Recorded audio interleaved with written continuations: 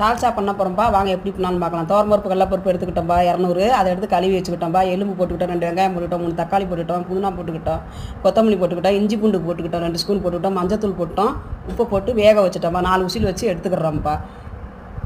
4 whistle வச்சு எடுத்துக்கிட்டோம்ப்பா. அடுத்து சட்டியை காய வைக்கிறோம்ப்பா. காய வச்சு எண்ணெயை ஊற்றுறோம்ப்பா. எண்ணெயை ஊற்றிட்டு 2 வெங்காயத்தை போடுறோம்ப்பா. போட்டுட்டு அடுத்து வெங்காயம் வதங்கிட்டப்பா. இப்போ 2 தக்காளி போட்டு வதக்கிறோம். கொஞ்சோண்டு புதினா, கொஞ்சோண்டு கொத்தமல்லி போட்டு வதக்கிறோம்ப்பா. வதக்கிட்டு கத்திரிக்காய், முருங்கைக்காய், சுரக்காய் போட்டு வதக்கிறோம்ப்பா. வதக்கிட்டு 2 பச்சை மிளகா போடுறோம். அடுத்து 2 வீட்டு மசால் பொடி 2 ஸ்பூன் போடுறோம்ப்பா. போட்டு நல்லா வதக்கிட்டுறோம்ப்பா. வதக்கிட்டு கொஞ்சோண்டு தேவையான உப்பு போடுவோம்ப்பா. அதில் போட்டுட்டு ஒரு அரை சம்பு தண்ணி ஊற்றி நல்லா வேக வச்சுக்கிடுவோம்ப்பா. வேக வச்சுட்டு திருப்பி இந்த பருப்புலாம் வேக வச்சுருக்கோம் 4 விசில் வச்சு அதை தூக்கி ஊற்றிடுவோம்ப்பா. ஊற்றிட்டு மாங்காய் கிடைக்காதனால நாங்கள் புளி தான்ப்பா அதில் கரைச்சி ஊற்றுறோம்.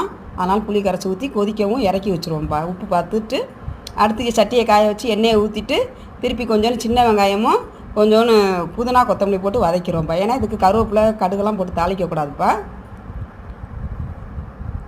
நல்லா தாளித்து ஊற்றிட்டோம்.